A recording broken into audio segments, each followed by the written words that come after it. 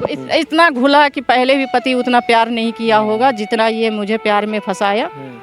इतना घुला कि कहने ड्यूटी करके आते थे तो पैर दबाते थे, हाथ दबाते थे, बोले तुम थक गई हो, जान मार देंगे तुम्हें, खुशीनगर में काट देंगे, नहर है बगल में, हम ईपी का गुंडा हैं, ड्राइवर लाइन का है, 4 दोस्त को बोलेंगे ना तुम्हें छेक करके बर्बाद कर देंगे, अपनी एज देखा करो और मेरी एज देखा करो। बोला कि ये सब कुछ नहीं होता है, प्यार में कुछ नहीं होता है। तो हम लोग हम प्यार नहीं करते हैं आपसे, हमारी एज देखो और आपकी, आप हमसे छोटे हैं। कितना दिन से फोन कर रही थी? करीब करीब 1 महीना से। हम हरियाणा में थी, उसी समय से आपका वीडियो मैंने देखी थी, उसी समय से मैं आपको फ़ोन किया था। आपने मेरे से बोला था कि मैडम वो बहुत दूर है हरियाणा। फिर हमने शांत हो गए, आपने बोला कि काफ़ी दूर है तो हम शांत हो गए। इसका जीजा मुझे पकड़ लिया कस के, फिर ये ज़बरदस्ती बोला कि इसका इज्जत लूटेंगे तो ये कुछ मान जाएगी।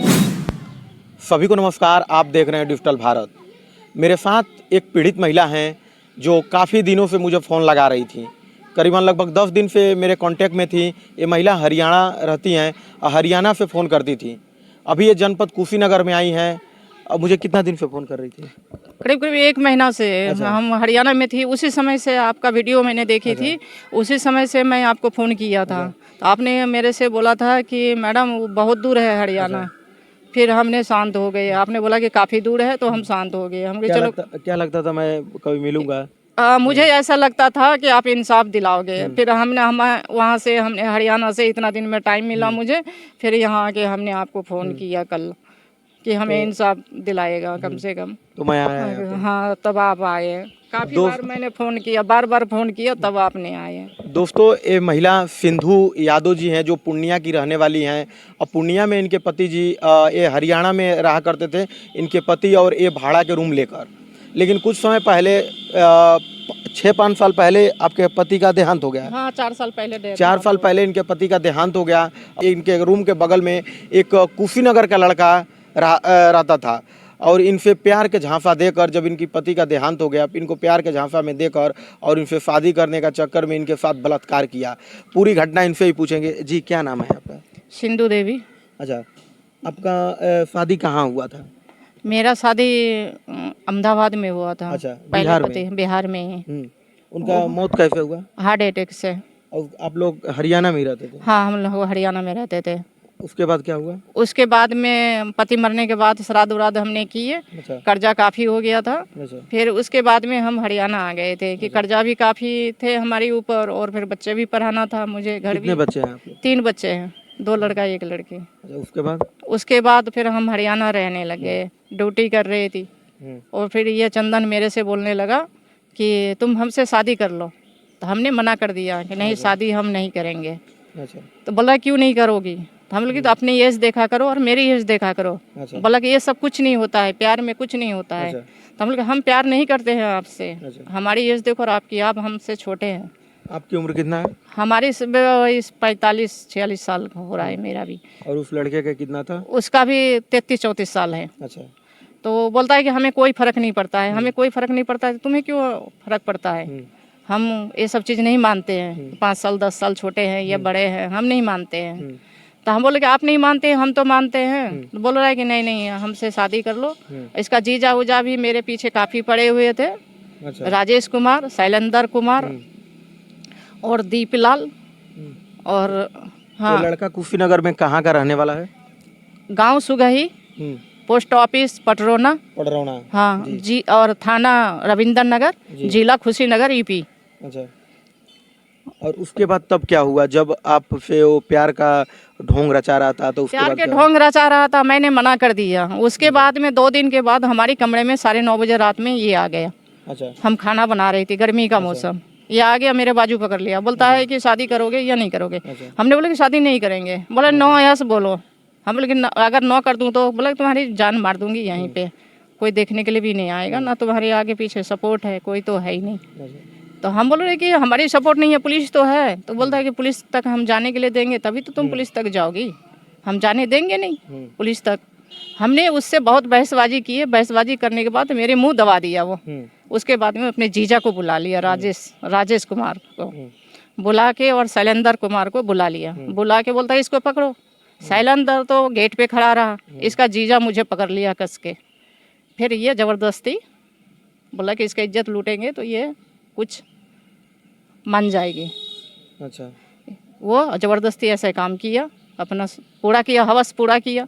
पूरा करने के बाद बाहर से ताला लॉक कर दिया और मेरे मोबाइल ये जीजा ने लेके चला गया, जब्त कर लिया, किसी को कॉल करने नहीं दिया। ये 24 घंटा मेरे कमरे में बंद रहा।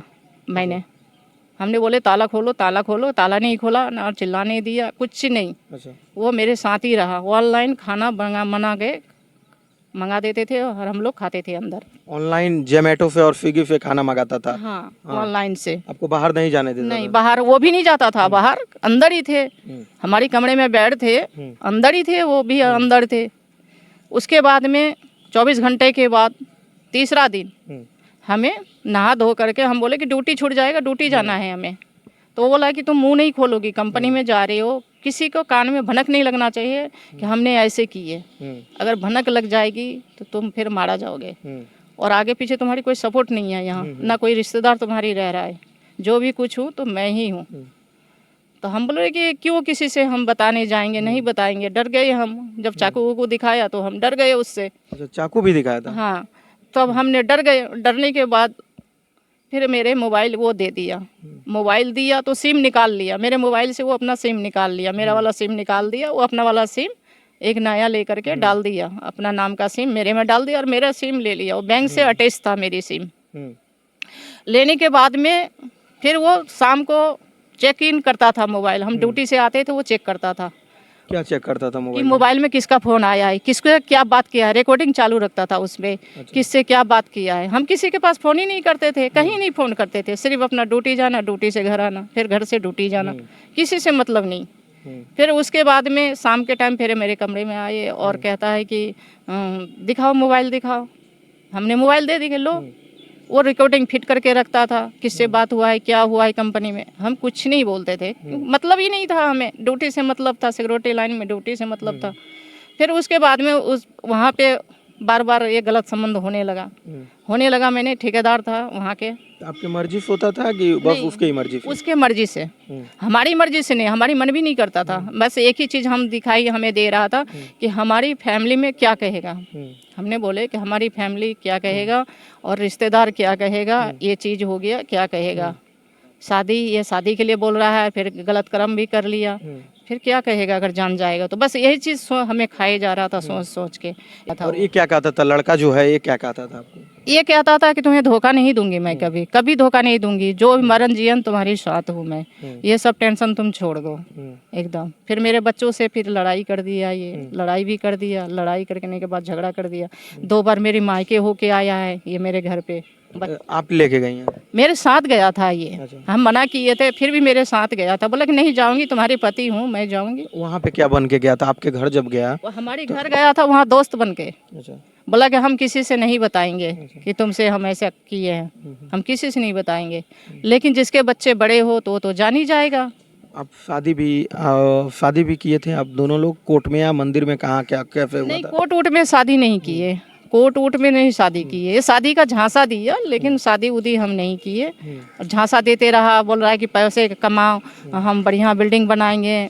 अपने घर का नलके का वीडियो भेजता था। बाथरूम तो है ना इनके यहाँ, लेटरिन बाथरूम है ही ना। कहता था कि देखो हमारे यहाँ नलके में कैसे कीची पड़ा है, तुम यहाँ रह भी नहीं सकती, हमारे मकान देख लो, वीडियो में दिखा रहा है। ये सब तोड़ ताड़ के हम बनाएंगे अच्छे से, एक गाड़ी निकालेंगे। बहुत सपना दिखाया, इतना सपना दिखाया ये कि कहने के बात नहीं। और अपने जब सपना वो दिखा रहा था तो आपको कैसा लग रहा था कि हकीकत बता रहा है वो? मुझे कुछ देर के लिए तो झूठा लग रहा था। जब उसके मम्मी पापा सब मेरे से बात कर रहे थे तब मुझे असली नज़र आने लगा कि फैमिली जब मेरे से बात कर रहा है तो फिर असली है ये चीज़। और उसका गलती हम पकड़ लेते थे तो मेरी पैर पकड़ लेता था वो। आपको पत्नी मानता था क्या वो? हाँ, पत्नी मानता था मुझे। वो पत्नी मानता था, किसी से बात तक नहीं करने देता था। बिल्डिंग लाइन में हम काम करते थे, अगर वो ऊपर में सुपरवाइजर है तो नीचे झांक के देखता था किससे बात करते थे। अगर वहाँ बिल्डिंग लाइन का जो बिल्डर है अगर थोड़ा सा हंस दिए उसके साथ में तो सीधा गाली देता था कि मादरचोद तुम काम करने जाती हो कि हंसने जाती हो। वहाँ किसी से भी बात करने नहीं देता था, ना हंसने देता था। वहाँ उसको बोलने का मौका नहीं मिलता था तो शाम को रात में कमरे में आके बोलता था। पिंजड़े में आपको कैद किया था वो? यानी कि एकदम किसी से फ़ोन में बात नहीं करना, किसी से बोलना नहीं, सिर्फ अगर बोलना है तो उसी से बोलो, फालतू बात किसी से नहीं। कहता था बिल्डिंग लाइन है ये, कोई कौन लेडीज क्या कर रहा है उससे तुम्हारी कोई मतलब नहीं है। क्या आपको ये दुविधा आ गया कि आप थाने तक पहुंच गई और उसके ऊपर आपराधिक मुकदमा 376 120 भी मुकदमा इसके ऊपर लगाया गया है, और ये कैसे मुकदमा, ये कहाँ से चालू हुआ है फिर? ये कहाँ से सिलसिला चालू हुआ? ये गुड़गांव से ही चालू हुआ। ये गुड़गांव से चालू हुआ। ये हमें मानता नहीं था। ये धीरे धीरे धीरे जब हमारी पैसे ट्रांसफ़र हो गया, इसको मैंने बोला कि चलो बैंक जाना है हमें, तो कहते क्या करने बैंक जाओगी, बैंक बहुत दूर है, क्या करने जाऊंगी। कितना पैसा आपका लिया था? 2,94,000 अरे रुपया। वाह। उसमें आपको पता था? हाँ, मेरे पहले पति का पैसा था ये, उसका पैसा नहीं था। आपको पता था कि वो आपका पैसा ले रहा है, इस पता था ये बात? नहीं, वो बात हमें पता नहीं था। हमारी एटीएम उनके पास था और मोबाइल हमारे जब्त था उनके पास। उसमें नेट बैंकिंग बनाया था हमारे सामने। बोला कि किराया कितना बार बैंक जाएंगे तो किराया उराया निकाल के मकान मालिक को देना, सब्जी लाना, तो हमारे हाथ से ही नेट बैंकिंग बनाया वो। आपको भी लगा कि एक ऐसा घुल मिल गया कि लगा कि आप हस्बैंड ही है आपका? हाँ, इतना घुला कि पहले भी पति उतना प्यार नहीं किया होगा जितना ये मुझे प्यार में फंसाया। इतना घुला कि क्या, ड्यूटी करके आते थे तो पैर दबाते थे, हाथ दबाते थे, बोले तुम थक गई हो। ड्यूटी नहीं जाते थे तो कहता है चलो ड्यूटी जाओ, कमरे में छोड़ के नहीं जाना, साथ में लेके जाना। एक ईंट पकड़ाना है ना, बिल्डर को हम समझा लेंगे। कहता था बिल्डर को हम समझा लेंगे, एक ईंट, तुम्हारी तबीयत खराब है तो एक ईंट पकड़ा देना। ये कहाँ से मुकदमा कैसे आप करवाएंगे? ये मुकदमा हमने करवाया कि ये लास्ट में जब देखे कि पैसे हमारे ये ट्रांसफ़र कर दिया, हमने कॉपी अपडेट करवाई थी। उसके बाद में फिर इससे बोला पैसे कहाँ हैं, तो बोला मेरी बैंक में है। तो हम लोग कि मेरे बैंक से क्यों ट्रांसफ़र किया, जब तुम हमें घरवाली मानते हो तो पैसा क्यों ट्रांसफ़र किया वो वाला पैसा? तो बोल रहा है कि गाड़ी निकालना है। हम कि हमारे बैंक से भी तो गाड़ी निकाल देते हैं हम खुद दे देते हैं पैसे। बाइक लेने वाला था कि फोर व्हीलर? Four wheeler. अच्छा।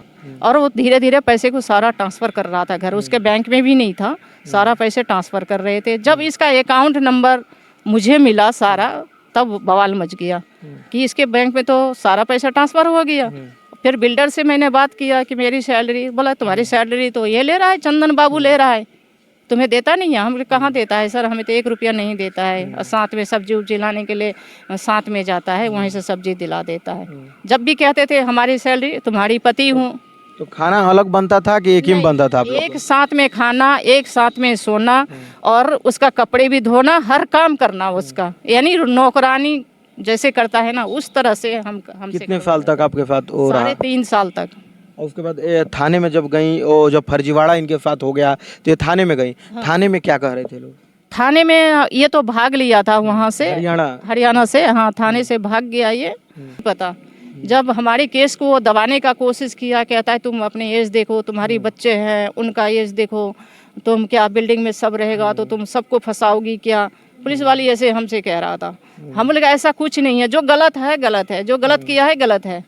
यहाँ पे आप कुशीनगर में आई हैं तो पुलिस के पास गई थी। हाँ। पडरौना उसका पोस्ट पड़ता है। हाँ। और ये पुलिस के पास गई थी, पुलिस क्या कह रही थी? ये पुलिस में हम रविंद्र नगर गई मैंने, तो बैठा तो हमने पूछा कि विशाल सर कौन है, तो बोल रहा है कि विशाल सर साहब को लेके गया हुआ है।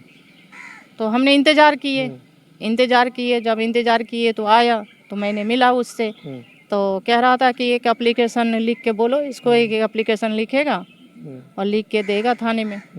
तो हमने एप्लीकेशन लिखे और ये एफआईआर कॉपी हमने लगा दी है उसमें, लगा के, और फिर बोला कि महिला थाना को दे दो, जो महिला लेडीज वहाँ बैठी थी। महिला डेस्क होता है। हाँ। लेकिन उसके बाद उसके परिवार वाले, लड़के के परिवार वाले क्या कहते हैं? अभी आप कुशीनगर में आई हैं हरियाणा से चल के, तो इसके परिवार वाले क्या कहते हैं? जान मार देंगे तुम्हें, कुशीनगर में काट देंगे, नहर है बगल में, हम ईपी का गुंडा हैं, ड्राइवर लाइन का है, 4 दोस्त को बोलेंगे ना तुम्हें छेक करके बर्बाद कर देंगे, और किसी को पता भी नहीं लगेगा, कान फनक भी नहीं लगेगा, तुम्हें काट के फेंक देगा नहर में। नहीं है तो तुम विश्वास कर लो, आके देख लो कि कुशीनगर में नहर है या नहीं है। कहाँ है बता दूँ नहर?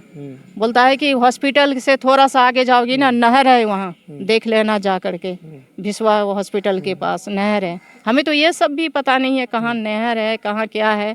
कभी आई नहीं थी मैं कुशीनगर। मैंने गोरखपुर जब उतरा तो पूछे हमने रविंद्र नगर पहुँचे। देखिए भैया, ये है महिला जो इनको एक लड़के ने झांसा दे दिया प्यार के। इनके पति एक्सपायर हो गए थे और पति के एक्सपायर होने के बाद महिला अकेली रहती थी। इनके रूम के बगल में वो लड़का रहता था, कुशीनगर का रहने वाला है और इनको प्यार के झांसा देकर 3 लाख रुपए करीबन इनका उड़ा चुका है और उसके बाद इनको छोड़ के फरार हो गया। और ये महिला हरियाणा से चल के पूर्णिया की रहने वाली, बिहार की पूर्णिया की रहने वाली हरियाणा से चल के अभी कुशीनगर में हम लोग के साथ हैं और इनको अनेकों मानसिक रूप से हैरेस इनको किया जा रहा है और पुलिस भी इनको दौड़ा ही रही है इधर उधर।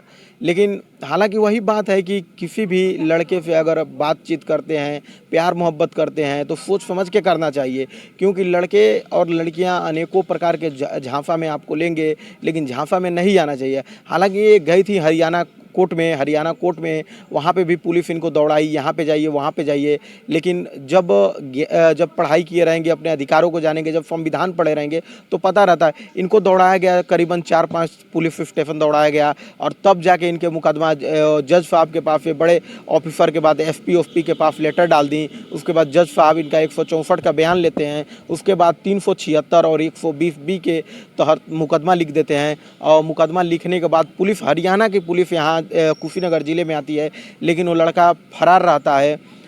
देखते हैं इनको न्याय मिल पाता है कि नहीं। ये डिजिटल भारत की प्लेटफॉर्म पे आई हैं, मुझे बार बार फ़ोन लगा रही थी। ये पीड़ित महिला हैं और मैं कुशीनगर में इनका इंटरव्यू ले रहा हूँ, क्योंकि डिजिटल भारत गरीबों का, ओबीसी एसटी माइनॉरिटी का खबर दिखाने के लिए बेबाक तरीके से आगे आता है और गरीबों का चढ़ बढ़ के साथ देता है। मेरे वीडियो में इतना ही। कमेंट बॉक्स में अपनी राय ज़रूर बताइएगा। मिलते हैं एक नए वीडियो में, तब तक के लिए जय हिंद, जय भारत।